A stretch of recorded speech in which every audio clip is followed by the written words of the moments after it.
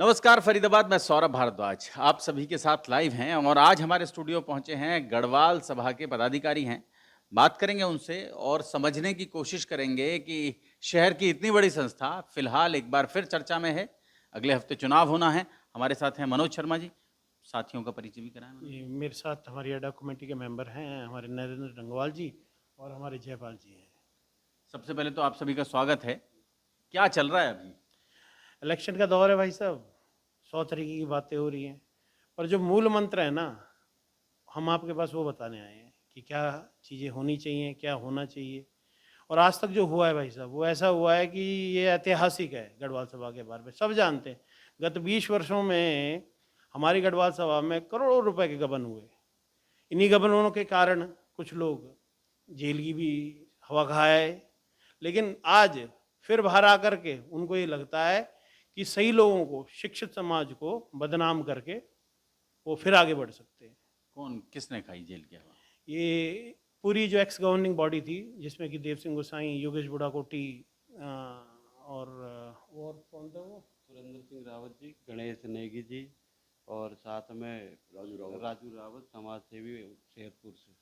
और आज वो लोग वापस आकर के फिर ये दावा करते हैं कि समाज इतना मतलब शून्य है कि वो ये नहीं समझ सकता कि वो फिर से आएंगे, फिर वही माया जाल फैलाएंगे और फिर से सत्ता की जो उनके मन में इच्छा है उसे प्राप्त कर पाएंगे। और दुर्भाग्य इसमें सौरभ भाई सबसे ज़्यादा ये है कि उनके साथ जो शिक्षित समाज के लोग जुड़े हुए हैं, हमें सिर्फ दुख इस बात का लग रहा है कि बद्री विशाल, बद्रीनाथ भगवान के नाम पे आज तक कभी कोई बंटवारा देखा नहीं गया। पर बद्रीनाथ स्कूल जो है वो मेरे अकेले का नहीं है, हम सब का, हम सब गढ़वाली, सब उत्तराखंडी भाइयों का है। पर उसके बावजूद जो लोग उनका समर्थन कर रहे हैं, इतना सब कुछ हो जाने के बाद, मैं उनसे सवाल करना चाहूंगा कि भाई क्या है, क्या चीज ये, मतलब एक आदमी का समर्थन आप करते हो तो उसके पीछे कोई कारण होते हैं। मैं ज्यादा तो ना बोलते हुए आपको दो तीन चीजें बताता हूँ। आज से 20 साल पहले जब बच्चों की स्ट्रेंथ 5800 रहा करती होगी, तो जी स्कूल के खाते जीरो थे, माने पैसा ही नहीं था। जनरल हाउसेज में ये बताया गया कि जी पैसा नहीं है, कुछ नहीं है। एक प्रधान ये सब खाली खाते करके चला जाता है, फिर दूसरा प्रधान आता है, वो स्कूल पे 7 स्कूल हैं, 5800 की स्ट्रेंथ है, 2.5 करोड़ का कर्जा लेता भाई साहब। और जब स्कूल से जाता है तो स्कूल के फिर खाते खाली। हमें मात्र 9 महीने का कालांश का समय मिला। उस दौरान हमने ये समझा कि स्कूल प्रणाली को चलाया कैसे जाता है। तो आप यकीन करेंगे कि 9 महीने की इस मेहनत में आज अगर आप स्कूल के अकाउंट्स को चेक करेंगे तो कम से कम 8.5 करोड़ की तो भाई साहब एफडीज पड़ी हैं।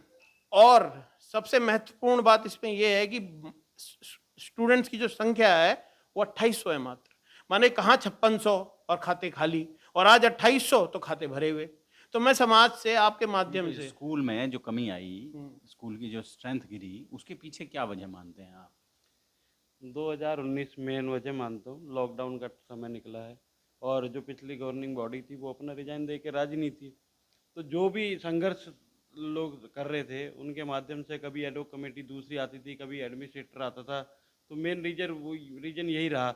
और फिर ऐसे में भ्रष्टाचारी लोग भी उस कमेटी में आते थे दोबारा दोबारा से, जिन लोगों को अभी आप फिलहाल में जेल की यात्रा कर होके आए हैं, जो लोग 5-6 महीने जेल काटना, आप कैसे कह सकते हैं कि वो आरोपित नहीं है। और वही लोग उस एडोक कमेटी में भी रहे। कभी एडोक कमेटी बनती थी, कभी एडमिनिस्ट्रेटर आता था, कभी एसडीएम आता था, बैठता था उसमें, और उसके बावजूद भी वो कमेटी फिर भी आती थी। और आज भी वो प्रयासरत रहती है कि हम लोग बीच में रहें। आज भी वो चाहती है कि चुनाव लड़े।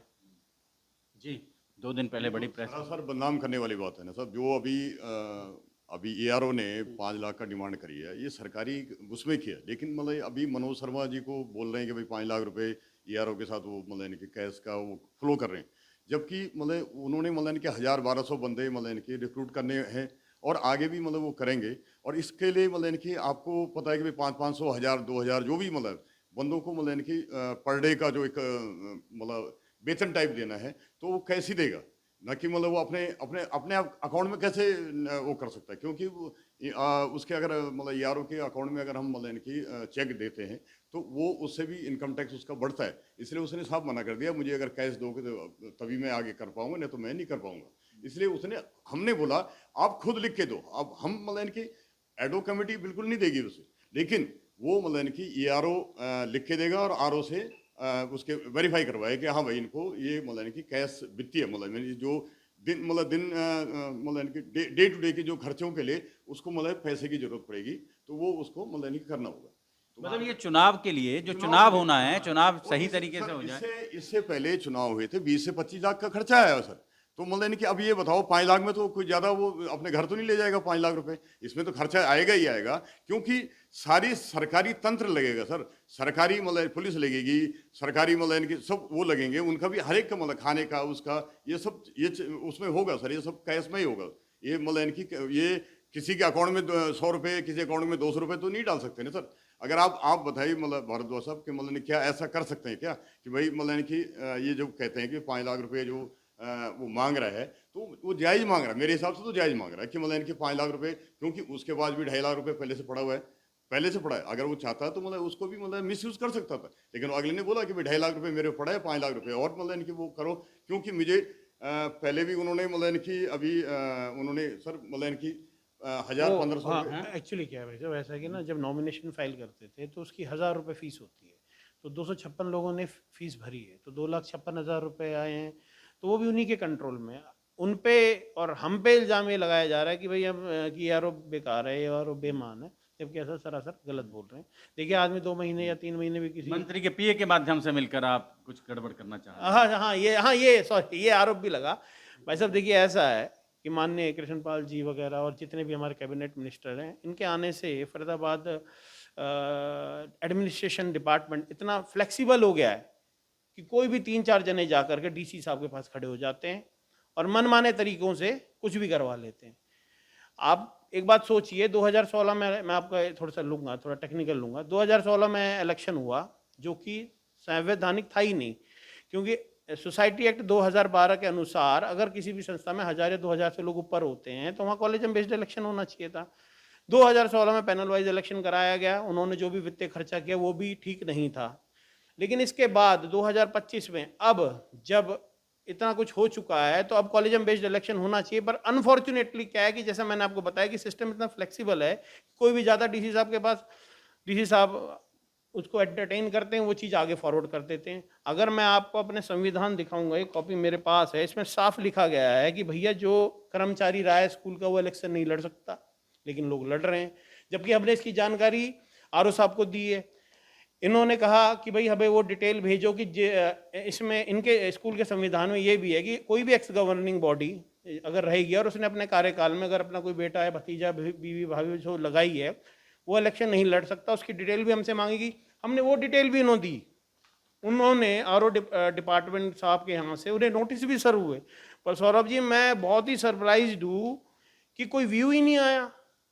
माने हमसे डाटा मंगवाया गया, हमने कम से कम 3-4 दिन लग करके मेहनत करी और उस पे जो दूसरे दल के जो कन्वीनर है मिस्टर हरीश रावत, उस डाटा पे उनके भी साइन है और उस डाटा के आधार पे 5 लोगों को नोटिस इशू कर गए, लेकिन व्यूज कुछ नहीं आया, किसी को कुछ नहीं कहा गया, इलेक्शन करा दिया गया। अब जब हम कॉलेजम बोलते हैं तो 6 अगस्त को कॉलेजम बेस्ड इलेक्शन होना था, जो एआरओ मिस्टर पांचाल हैं बड़े ही संवैधानिक तरीके से, गढ़वाल सभा के संवैधानिक तरीके से ड्रॉ करवा रहे थे। आरओ साहब आते हैं, हाँ भाई बताओ किसको कौन सा लेना है, किसको कौन सा लेना है, किसको कौन सा लेना। आज इलेक्शन हार्डली पैनल वाइज्ड है, जो कि इससे पूर्व में सॉरी 10 वार्ड तक वो ड्रॉ करके पैनल वो निकाले भी गए हैं। मेरा खुद का मटका निशान भी आया है। और उसके बाद आरओ साहब आते हैं, राजेश जी, वो कहते हैं कि इसको टीम वाइज अब दे दो, सबको अपने निशान दे दो, तो वो कॉलेज में रह कहाँ गया, आप बताइए ना इसका। बस संवैधानिक चुनाव होना चाहिए। 10 साल बाद भी जब डीसी साहब इन्वॉल्व हैं, ज्वाइंट कमिश्नर इन्वॉल्व है और इन जैसा कि ये आरोप लगाते पीए सीए मंत्री इन्वॉल्व हैं, तो अगर आज भी जेन्युइन तरीके से इलेक्शन नहीं होगा तो भाई साहब फिर कब होगा? इसका मतलब यही लोग, अराजकता फैलाने वाले लोग यही सब करते रहेंगे। मैं आपके माध्यम से आरओ साहब को ये मैसेज देना चाहता हूं कि आपका काइंडनेस नेचर ही आज आप पे भारी पड़ गया। जिन लोगों को आपने नोटिस इशू करे, आपने व्यूज नहीं लिए, आज वो ही लोग और लोगों पे इल्जाम लगा रहे हैं। भाई साहब प्रधान होने का मतलब ये नहीं है कि आपके पास एक पावर मतलब अभी कॉलेजियम का मतलब ये है कि कितने हजार वोटों पर अगर 1000 हजार वोट से ऊपर अगर संख्या है मेंबरों की, तो प्रतिनिधि चुने जाएंगे 100 हाँ, एक हमारी जैसे 18,194 की संख्या है, तो हम ये पूरा वार्ड वाइज ई ग्रास पोर्टल करके रजिस्टर की सोसाइटी होती है, उस पर अपडेटेड है। ये अपना कॉलेजियम बेस्ड होना चाहिए। 105 वार्ड बने हैं भाई साहब, सबको अलग अलग चुनाव चिन्ह मिलना था, पर जैसा भाई साहब ने बताया एआरओ पांचाल जी बकायदा ड्रॉ निकाल करके 10 तक नंबर तक बांट चुके थे, 10 वार्डों तक। लेकिन फिर बाद में आते हैं जी ये ले लो। हो क्या रहा है कि नेताओं की वजह से सिस्टम इतना बढ़िया हो चुका है कि एडमिनिस्ट्रेशन क्या है, बहुत दबाव में है, बहुत दबाव में। तो कोई भी 4 जने जाते हैं, लेटर लिख के देते हैं, उस लेटर की ना तो कोई निष्पक्षता से कोई चिंतन होता है, कोई मंथन होता है, बस उस लेटर को आगे फॉरवर्ड कर दिया जाता है।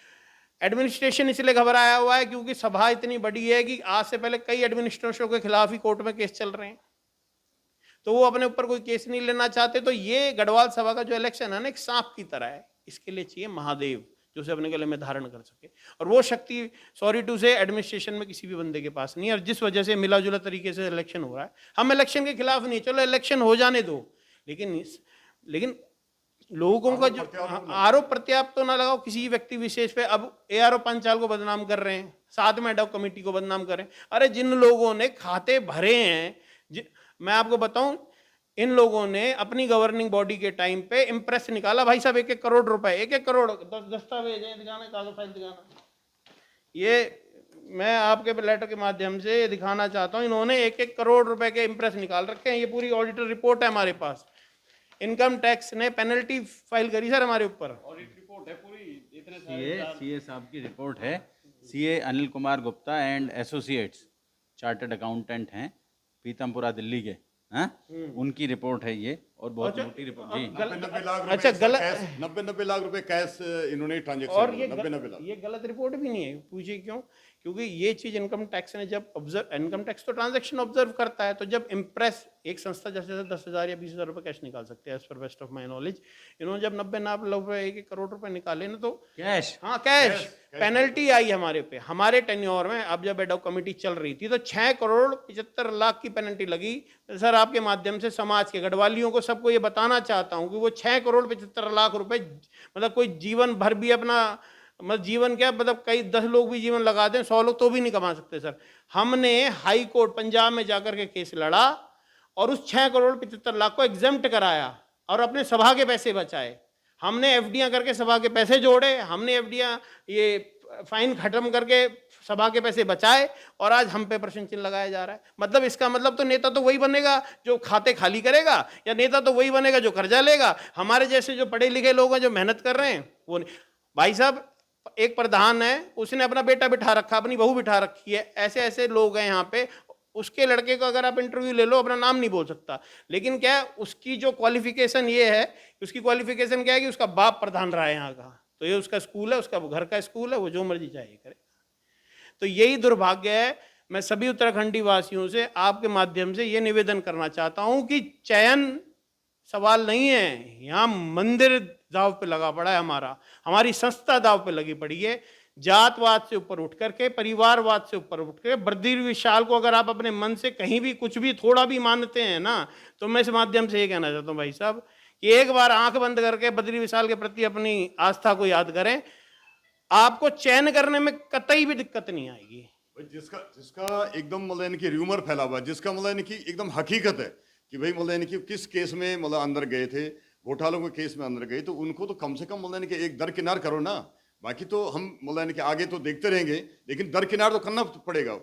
भारद्वाज साहब, जब 6.5 करोड़ का जो पेनल्टी आई थी ना, तो मैंने ये मनोज जी से बोला, मैंने कहा मनोज जी जो हम ये सेविंग किया है, अब इसमें तो साला पेनल्टी 4.5 करोड़ 6.5 करोड़ चली जाएगी, तो हमारे पास क्या रहेगा, हम तो नील हो जाएंगे। हैं, फिर भी इन्होंने मतलब यानी कि प्रयास करके सीए लगा करके, और मतलब यानी कि वहाँ पे हाई कोर्ट में मतलब यानी कि वकील हायर करके, और वो मतलब यानी कि एकदम मतलब उसको रिवर्ट किया, और रिवर्ट करके मतलब यानी कि आप वेव ऑफ हो गया मतलब वो पेनल्टी। बहुत बहुत मतलब यानी कि उनका भी मतलब शुक्रगुजार हैं जिन्होंने इतनी मेहनत करी उससे। तो कहने का मतलब ये है कि ये मतलब अनियमितताएं यहाँ है। 5 लाख का तो ये लेकर रोना रो रहे हैं, और 5 लाख हम नहीं मांग रहे, ना एडो कमेटी मांग रही है, ये सीधा जो मतलब आरओ ने, जो मतलब यानी कि एडमिनिस्ट्रेटर, जो डीआर ने, जबकि रजिस्ट्रार जो डिप्टी रजिस्ट्रार जो हैं उन्होंने उन्होंने अपॉइंट कर रखे हैं सारे, वो मांग रहे हैं सर, हम नहीं मांग रहे उससे। कि जो इन्होंने बोला कि मनोज शर्मा, ये लिखा हुआ है कि मनोज शर्मा मांग रहे हो, मनोज शर्मा नहीं मांग रहे, ये मांग रहे हैं वहाँ के जो मतलब इनके जो काम कर रहे हैं ARO हैं, जो मतलब असिस्टेंट जो रिटर्निंग ये ऑफिसर। जो इतना लंबा, इतना बड़ा चुनाव होना है, उस 5 लाख चुनाव में के तो मेरे को खर्चे नहीं के लगता लिए होगा क्या, 5 लाख में होगा भारद्वाज साहब? 5 लाख में अगर मतलब 5 लाख तो एक बंदे खुद खर्चा कर रहा है, अपना इंडिविजुअल कर रहा है, यहाँ ऐसे भी दिख रहा है उसे। लेकिन भारद्वाज जी, आप एक बात बताइए, आप अस्थायी तौर पे एक प्रक्रिया शुरू करते हैं, एक छोटा सा व्यापार शुरू करते हैं, आप अपने अकाउंट में किसी संस्था से ये पैसा ले सकते हैं और फिर उनको इंडिविजुअल एक एक आदमी को पेमेंट दे सकते हैं आप अपने अकाउंट से? आपके इनकम टैक्स में आप नहीं आएंगे? तो पार्टी कोई नहीं सवाल बनना आपके चाहता, पास? सर कोई पार्टी नहीं बने, बनना चाहता, कोई कोई पार्टी भी नहीं बनेगी। ARO क्यों बनेंगे पार्टी? और 1000 ये- रुपए का वेतन देने के लिए, 1000 रुपए का वेतन, अब आपको अपने एम्प्लॉय को 1000 रुपए का वेतन देना है, तो क्या आप 1000 रुपए अपने खाते में लोगे? आपको 500 रुपए रिक्शे वाले को देने हैं, तो क्या आप उसे चेक दोगे? ARO पंचाल जी हमसे इस रिक्वेस्ट को कई महीनों से कर रहे थे, बट हमने, मैं आपको भी एक बार फोन देना प्लीज, मैंने RO साहब को बकायदा मैसेज किया। अभी हमने पीछे सैलरी बढ़ाई थी स्टाफ की हमारे, और ये डिसीजन अप्रैल का था हमारा, और हमने सैलरी बढ़ा दी, तो इन्होंने हल्ला मचा, हो इन्होंने तो वोट पाने के लिए सैलरी बढ़ा दी, वोट पाने के लिए सैलरी मचा। तो RO साहब की तरफ से हमें ऑर्डर आता है कि भाई रिक्वेस्ट कर रहे हैं कि आप सैलरी, हमने सैलरी वापस कर दी सर। लेकिन जब फिर ARO ने हमसे कहा कि सर हमें कैश की जरूरत है, क्योंकि मैंने अपना daily today daily staff 10 लोग बिठा रखे हैं और उनको मेरे को पैसे देने, और 1.5 महीने से बिठा रखा है, तो मैंने वो मैसेज RO साहब राजेश जी को कहा कि सर आज हमने जब सैलरी बढ़ाई, ये लोग आपके पास आ गए, आज अगर हम इन्हें कैश देंगे, इसकी क्या गारंटी है कि ये लोग आपके पास नहीं आएंगे? और ये मैसेज मैंने 14 जुलाई का कर रखा है, और ये लोग आज हल्ला मचा रहे हैं। तो मुझे ये पता था, मेरे संज्ञान में था कि ये भाई साहब पड़पंच करने में इतने माहिर हैं कि ये किसी भी हद तक जा सकते हैं, ये किसी भी हद तक जा सकते हैं सौरभ भाई। आपका कहना ये है कि जो लोग पहले से इस संस्था को खोखला करते खोखला रहे, कर रहे थे। इसमें से करोड़ों रुपए के गबन जिन्होंने किए, वो लोग एक बार फिर दावा कर रहे हैं कि हमें फिर से लाया जाए, हमें लाया जाए, हमें लाया इसीलिए जाए। ये इसीलिए हमारे मतलब शोर मचा हमारे रहे हैं। कन्वेयर आज ये सफाई देते हैं कि मैं पक्षपात में नहीं हूँ, लेकिन जब कोई कैंडिडेट चुनाव का फार्म भरने के लिए जेल से आता है, उसके लिए केले लेके उसके पीछे पीछे जाते हैं, कितने बड़ी उसके अगले का प्रपोजल बन रहे हैं, उसके प्रपोजल बन रहे हैं। तो ये तो केले समझ लेके आ एक रहा है। अपराधी के पीछे आप केले लेके जा रहे हैं, बाद में उनसे सवाल किया जाता है तो वो कहते हैं कि मैं तो केले लेके दे रहा था। भारद्वाज जी, अभी ये लग रहा है कि जैसे चोर मचाए शोर, हाँ, मतलब बिल्कुल, ये मतलब बिल्कुल, ये बिल्कुल, कहावत इन बिल्कुल। पे मतलब कि पूरा लागू होता है कि चोर मचाए शोर। और ये आप मतलब जगह जगह सुनते भी होंगे कि मतलब कि जो ज्यादा चोर होता है वही शोर मचाता है, और जो बेचारा जो मतलब उसको पता है कि भाई मैं चाहे मुझे आना है या नहीं आना है, वो जनता चुनेगी, क्योंकि मुझे तो भाई अपना काम करना है, तो वो बेचारा शोर नहीं मचाता है। लेकिन वो क्या कि उसके मतलब कि उस पर दाग लगाने की कोशिश किया जाता है। तो ये हम मतलब कि आपसे भी मतलब कि एक बड़ा वो है, एक कन्वेयर साहब है हमारे, डिलाइट में जॉब करते हैं। डिलाइट में जॉब करने की वजह से एक फंक्शन हमने ऑर्गेनाइज करते हैं, उस फंक्शन में वो अपना पूरा प्रोग्राम डिलाइट में अपने डिलाइट होटल को प्रमोट करने के लिए ले जाते हैं। उसमें खर्चा कितना होता है? 1.5 लाख का खर्चा हो रहा है। हम लोगों ने वही प्रोग्राम, क्योंकि हमें लगा कि भी ये खामा बेमतलब अगर इतना फालतू खर्च हो रहा है, 50, 60, 70 हज़ार रुपये खर्च हो रहा है, तो हम उसे कम क्यों ना कर दें। तो 60, 70 हज़ार में उसे स्टैंडर्ड होटल पे ले जाते हैं, उसकी वीडियो वायरल की जाती है। ये नहीं देखा जाता कि 1.5 लाख रुपए में से 60 हज़ार में 55, 70 हज़ार रुपये में प्रोग्राम हो गया।